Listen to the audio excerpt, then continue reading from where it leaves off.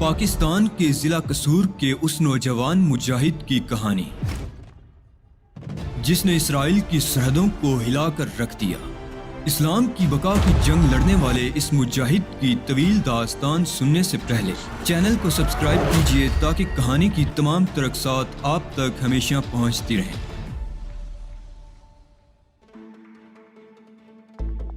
پھر مجھے lock up میں پہنچا دیا گیا۔ میرے ذہن پر سناٹا طاری تھا۔ بالآخر میں امریکی پولیس کے ہتھے چڑھ گیا تھا، لیکن ابھی صورتحال بگڑی نہیں تھی۔ اس صورتحال کو سنبھالنے کے لیے مجھے بہت کچھ سوچنا تھا۔ جوشو وغیرہ کا تو اب خیال بھی میں نے ذہن سے نکال دیا تھا۔ اس بیچارے نے بہرحال میرے ساتھ دشمنی نہیں کی تھی، بس یہ کہا جائے کہ وہ اپنی کوششوں میں ناکام ہو گیا تھا۔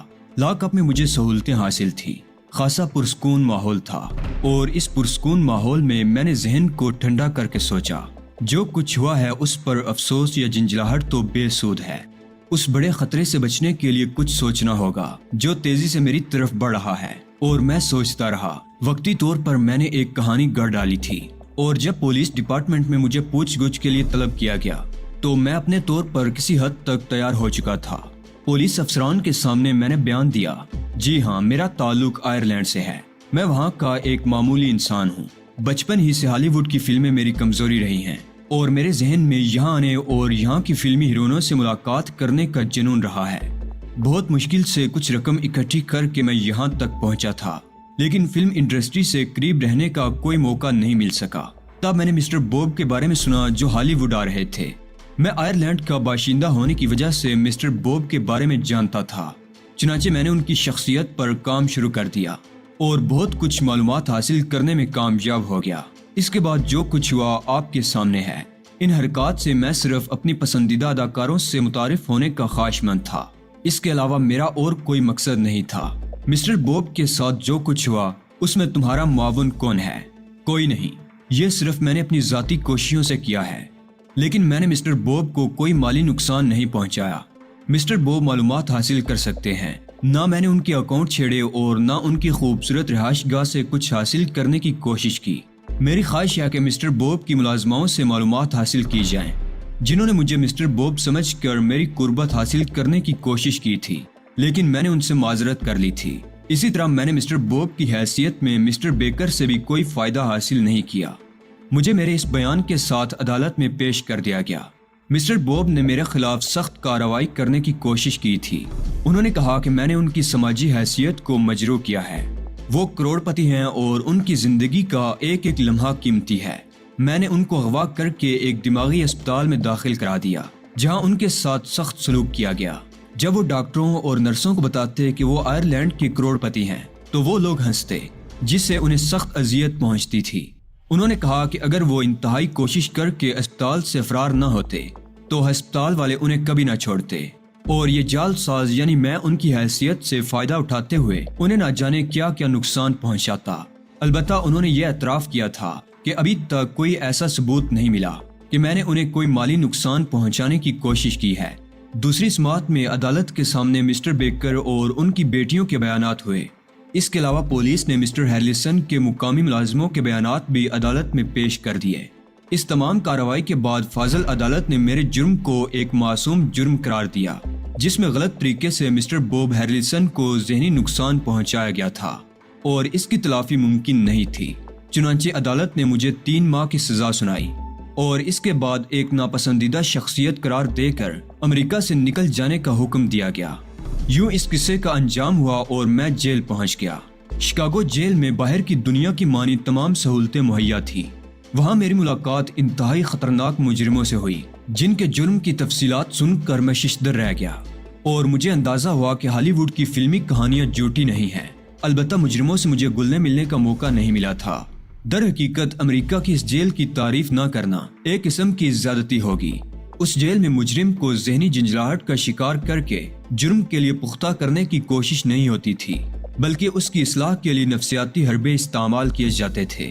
مجرموں کی ایک سطح مقرر کی گئی تھی، یعنی جو جس سطح کا مجرم ہوتا اسے اس سطح کے لوگوں کے درمیان رکھا جاتا تاکہ وہ پختہ کار مجرموں کے درمیان رہ کر خود بھی پختگی حاصل کرنے کی کوشش نہ کرے۔ جیل میں ہر طرح کا سکون مہیا تھا، لیکن میری بے سکونی کا کیا پوچھنا۔ ہر لمحہ یہی خدشہ رہتا تھا کہ اب میری پول کھلی، اگر کسی طور ان کو میری اصلیت کا پتہ چل جائے تو میرا خدا ہی حافظ تھا۔ اس کے بعد میری جو سطح مقرر کی جاتی وہ ان مجرموں سے مختلف نہ ہوتی جو شکاگو جیل کے خطرناک مجرم سمجھے جاتے تھے۔ بات کا تصور کر کے میری روح بے چین ہو جاتی تھی۔ مجھے فخر ہے کہ اس وقت بھی میں اپنی زندگی کے زیاں کے بارے میں نہیں سوچتا تھا، بلکہ میرے ذہن میں یہی خیال آتا تھا کہ میں وہ کچھ کر کے نہیں مروں گا جو میں کرنا چاہتا ہوں۔ میری تو یہی خواہش تھی کہ مجھے ایک محب قوم کی حیثیت سے موت نصیب ہو، میں صہیونیوں کے خلاف وہ کچھ کروں کہ میری روح سیراب ہو جائے، یہودی میرے نام سے کانپ اٹھیں اور میری موت کے بعد میرے باپ اور میرے ہم وطن فخر سے کہیں کہ اس کار عظیم کے لیے خون بہانے والوں میں پاکستانی نوجوان کسی سے پیچھے نہیں رہے۔ جوشوں کا خیال اب بھی میرے ذہن میں کبھی کبھی آ جاتا تھا۔ میں نے اس ذہنی بحران سے گزرنے کے بعد اس شخص کے بارے میں بھی سوچا تھا اور یہی فیصلہ کیا تھا کہ اس شریف انسان نے بہرحال حتی الامکان میری مدد کرنے کی کوشش کی تھی۔ اب وہ ناکام ہو گیا تو اس میں اس کا نہیں، میری تقدیر کا قصور ہے۔ اس کے باوجود اس نے میرے لیے جو سہولتیں مہیا کی تھیں ان کے لیے میں اس کا شکر گزار تھا۔ میرے چہرے کا میک اپ اور میرے ہاتھوں کے نشانات جن کے پرنٹ جیل میں قواعد کے مطابق لیے گئے تھے تاکہ جیل کے ریکارڈ میں محفوظ رہیں، اگر میں کسی طور گرفتار ہو جاتا تو یہ ساری سہولتیں مجھے میسر نہ ہوتی۔ قید کے 2 ماہ گزر چکے تھے، اس دوران کوئی خاص بات نہیں ہوئی تھی، لیکن ایک صبح میں پھر شدید ذہنی خلجان کا شکار ہو گیا۔ مجھے شیو کرنے کا سامان فراہم کیا گیا تھا۔ شیو کرتے وقت جب میں نے آئینے میں اپنا چہرہ دیکھا تو میرا دل اچھل کر حلق میں آ گیا۔ میں نے اپنے چہرے کے ان ابھرے ہوئے حصوں میں نمایاں کمی محسوس کی تھی جنہوں نے میری شکل بدل دی تھی۔ میں خوف سے لرز کر رہ گیا۔ میرا ذہن پنگلی کے ان الفاظ کی گردان کرنے لگا کہ یہ میک اپ 2-3 ماہ کے اندر اندر خود صاف ہو جائے گا اور میری اصل شکل نمودار ہو جائے گی۔ ہاں، اگر کبھی میں خود سے صاف کرنے کی ضرورت محسوس کروں تو لیمو کا عرق استعمال کر سکتا ہوں۔ چند لمحات کے لیے میں ساکت رہ گیا تھا، پھر میرے ساتھی نے مجھے ٹوکا تو میں دوبارہ شیو بنانے میں مصروف ہو گیا، لیکن ہاتھ من بھر کے ہو رہے تھے۔ ابھی تو میری قید کا 1 ماہ باقی ہے اور جب اس دوران میری اصل شکل نمایاں ہو جائے گی تو ایک نیا ہنگامہ کھڑا ہوگا، مجھے پہچان لیا جائے گا اور اس کے بعد تو پولیس کو کوئی تگودو بھی نہیں کرنی پڑے گی۔ مجرم تو ان کے قبضے میں ہے، 5 معزز لوگوں کا قاتل جو 3 ماہ کی قید بھگت رہا ہے۔ امریکی اخبارات کو ایک زبردست موضوع ملے گا۔ میری اتنی پبلسٹی ہوئی تھی کہ اب میں سوچ بھی نہیں سکتا تھا کہ یہ لوگ مجھے پہچان نہیں سکیں گے۔ اس وقت کیا ہوگا؟ میرا ذہن فیصلہ کرنے سے قاصر تھا۔ کوئی ایسی صورت نہیں تھی کہ میں آنے والے برے وقت سے خود کو بچا سکتا۔ جیل میں چند قیدیوں سے دوستی ہو گئی تھی اور خالی وقت میں ہم خوش گپیاں کر لیتے تھے، لیکن اب ان کے درمیان میرا دل نہیں لگ رہا تھا۔ اب دن رات یہی ذہنی خلش مجھے کھائے جا رہی تھی۔ روزانہ ہی کسی نہ کسی طور پر میں اپنی شکل دیکھ لیتا تھا اور مجھے اپنے خد و خال میں نمایاں فرق محسوس ہونے لگا تھا۔ یوں بھی اس میک اپ کے 3 ماہ پورے ہوتے جا رہے تھے۔ جس دن میرے ساتھی نے مجھے ٹوکا میں ساری رات سو بھی نہ سکا۔ اس نے میرا چہرہ دیکھتے ہوئے کہا تھا، اینڈریو، کیا تم ان دنوں فکر مند رہنے لگے ہو؟ کیوں؟ میں نے پوچھا۔ تم کمزور ہوتے جا رہے ہو۔ اس نے کہا، میرا خیال ہے ایسی تو کوئی بات نہیں ہے، میں خود کو پہلے کی مانند محسوس کرتا ہوں۔ تمہارا چہرہ بتاتا ہے، میرے ساتھی نے کہا اور میرا دل دہل اٹھا۔ چند لمحات میں بول بھی نہیں سکا تھا۔ پھر میں نے حواس مجتمع کر کے پوچھا، کیا بتاتا ہے میرا چہرہ؟ یہی کہ تم دبلے ہو رہے ہو۔ پہلے تمہارا چہرہ کافی چوڑا تھا اور خد و خال بھرے بھرے تھے، لیکن اب ایک نئی ہی شکل بنتی جا رہی ہے۔ شاید، میں نے اکتائے ہوئے لہجے میں کہا، میرے خیال میں تمہیں اس قدر فکر مند نہیں رہنا چاہیے، اب تو تمہاری رہائی کے بھی چند روز باقی رہ گئے ہیں۔ اس نے تسلی دیتے ہوئے کہا۔ ہاں، میں نے گہری سانس لے کر کہا، اور یہی رات میرے جاگنے کی رات تھی۔ اس رات کی صبح میں کسی قدر نڈال تھا جسے میرے ساتھی نے بخوبی محسوس کیا تھا، اور شاید اس نے قیدیوں کی کسی نگراں سے میری بیماری کا تذکرہ کر دیا تھا۔ ٹھیک 12 بجے مجھے جیل کے اسپتال میں پہنچا دیا گیا جہاں میرا معائنہ ہوا۔ ڈاکٹروں نے مجھ سے میری بیماری کے بارے میں سوالات کیے اور میں نے پھیکی سی مسکراہٹ کے ساتھ کہا، نہیں جناب، مجھے کوئی بیماری نہیں ہے، بس یہی سوچتا ہوں کہ رہائی کے بعد میرے لیے پھر مشکلات کے دور کا آغاز ہو جائے گا۔ تمہارے بارے میں تو یہ سنا گیا ہے کہ تمہیں امریکہ سے واپس تمہارے ملک میں بھجوا دیا جائے گا، اپنے وطن جانے سے کتراتے ہو؟ ایک ڈاکٹر نے کہا۔ ہاں، کچھ ذاتی معاملات ہیں اور کوئی خاص بات نہیں ہے، میں نے جواب دیا۔ مجھے طاقت کے کچھ انجیکشن دیے گئے اور پھر واپس بھجوا دیا گیا، لیکن واپسی میں میں نے ایک ایسے انسان کی شکل دیکھی کہ ایک بار پھر میری ذہنی حالت خراب ہونے لگی۔ حالانکہ میں نے پنگلی سے صرف مختصر سی بات کی تھی، لیکن اس کی شکل ایسی نہیں تھی جسے میں فراموش کر سکتا۔ وہ پنگلی ہی تھا۔ اس کے جسم پر بھی قیدیوں کا لباس تھا اور وہ پولیس والوں کی تحویل میں جا رہا تھا۔ مجھے دیکھ کر اس نے بڑے غیر محسوس انداز میں آنکھ دبائی تھی اور پھر بے پرواہی سے آگے بڑھ گیا تھا۔ اس ذہنی خلش کا میں صحیح الفاظ میں اظہار نہیں کر سکتا جو ان لمحات میں مجھ پر طاری تھی۔ میں سخت بے چینی کا شکار تھا۔ سارا دن گزر گیا اور مجھے احساس بھی نہ ہو سکا۔ پھر شام ہوئی اور دفعتاً میں نے پنگلی کو پولیس والوں کے ساتھ اپنی طرف آتے دیکھا۔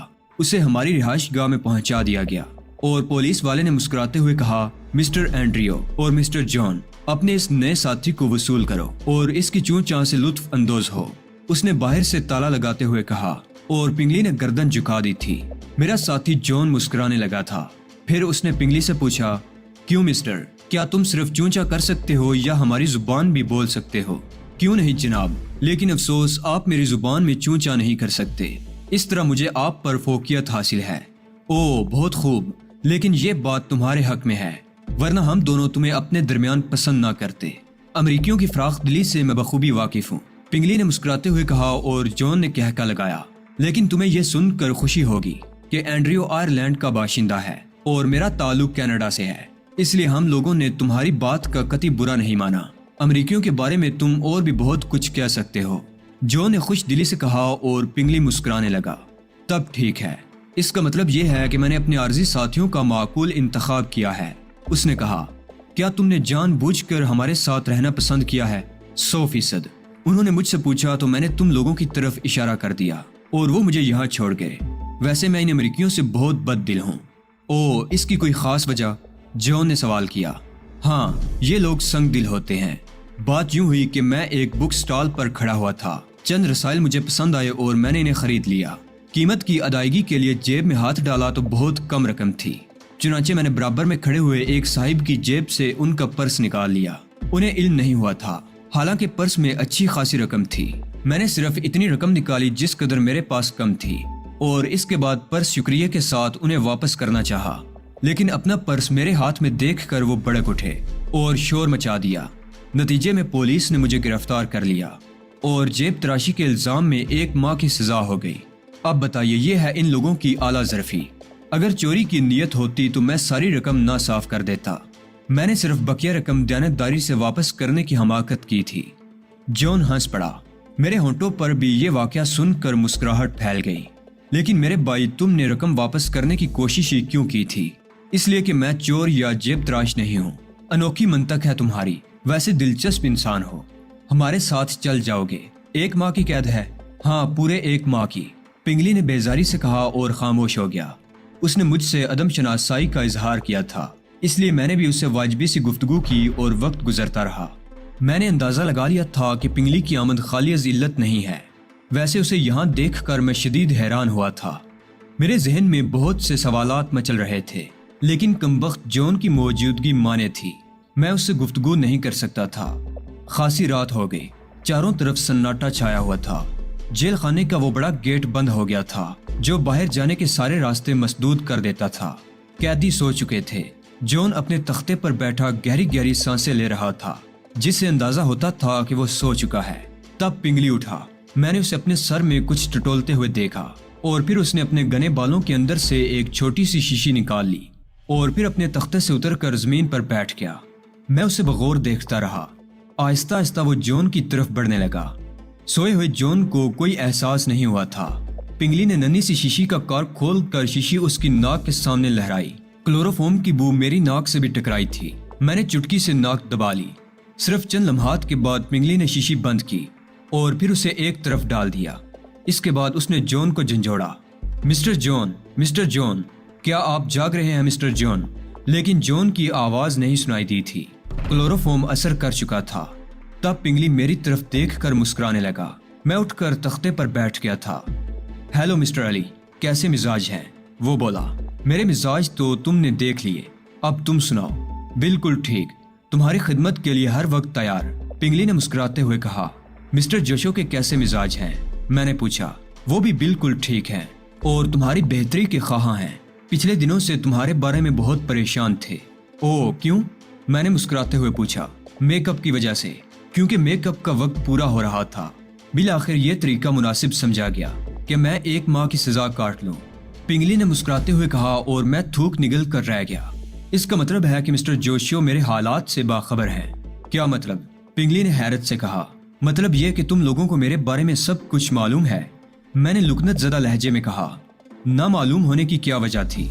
ہم ایک ایک لمحے آپ پر نگاہ رکھ رہے ہیں، کسی بھی مقام پر آپ کو تنہا نہیں چھوڑا گیا۔ پنگلی نے جواب دیا اور میرا سر چکرانے لگا۔ میری سمجھ میں نہیں آ رہا تھا کہ اب کیا کہوں۔ میں تو اپنی زندگی کے سنگین ترین حالات سے دوچار تھا، اور یہ لوگ اس بات سے مطمئن تھے کہ جو کچھ ہو رہا ہے ٹھیک ہو رہا ہے۔ دیر تک خاموشی رہی، پھر پنگلی نے کہا، میرے خیال میں پہلے ہم اپنا کام مکمل کر لیں، اس کے بعد باقی باتیں کریں گے۔ وقت کے بارے میں کچھ نہیں کہا جا سکتا کہ وہ کیا رخ اختیار کرے گا، چنانچہ ہمیں اپنا کام پورا کر لینا چاہیے۔ کیا کام؟ میں نے سرسراتی آواز میں پوچھا۔ میں تمہارا میک اپ درست کر دوں۔ کیا تم نے محسوس نہیں کیا کہ تمہارے خد و خال پھیکے پڑتے جا رہے ہیں؟ ہاں، کیا تم اس کا بندوبست کر کے آئے ہو؟ میں نے حیرت سے پوچھا۔ یہاں آنے کا مقصد ہی یہ ہے، پنگلی نے مسکراتے ہوئے کہا، اور پھر اس نے اپنے بالوں میں سے ایک اور چپٹی سی شیشی نکال لی جس میں ہلکے سبز رنگ کا سیال موجود تھا۔ پھر وہ میرے سامنے بیٹھ گیا اور اس نے وہ سیال انگلیوں سے میرے چہرے کے ابھرے ہوئے حصوں پر ملنا شروع کر دیا۔ اس شدید ذہنی کوفت سے مجھے نجات مل گئی تھی جس کی وجہ سے میں سخت اذیت کا شکار تھا۔ پنگلی 15 منٹ تک مصروف رہا اور پھر اس نے مطمئن انداز میں گردن ہلائی اور مسکرانے لگا۔ کام ہو گیا پنگلی؟ میں نے پوچھا۔ مکمل۔ میں ذرا یہ دونوں شیشیاں ضائع کراؤں، اس کے بعد باتیں کریں گے۔ اس نے کلوروفارم کی شیشی بھی اٹھائی اور پھر باتھ روم کی طرف بڑھ گیا۔ میں اپنے چہرے کے ابھرتے ہوئے حصوں کو ٹٹول رہا تھا۔ جوشو ایک بار پھر میرے ذہن میں ابھر آیا تھا۔ اس بیچارے نے مجھے نظر انداز نہیں کیا تھا، لیکن وہ ان سارے معاملات سے مطمئن کیوں تھا؟ کیا سب کچھ اس کی مرضی کے مطابق ہوا تھا؟ لیکن میرا تو خیال تھا کہ میں نے خود کو چھپانے اور کسی قدر بڑی مصیبت سے بچنے کے لیے سخت محنت کی تھی۔ یہ جان کر بڑا عجیب احساس ہوا کہ میری ساری جدوجہد جوشو کی رہین منت تھی۔ اگر رہائی کے وقت تک میرے اصل خد و خال نمایاں ہو جاتے تو سارا کھیل بگڑ جاتا اور اس کے بعد گلو خلاصی ناممکن تھی۔ اس سے اندازہ ہوتا تھا کہ اگر جوشو میری طرف سے بے پرواہی برتتا تو میری اپنی کوشش میرے لیے ذرا بھی سود مند ثابت نہ ہوتی۔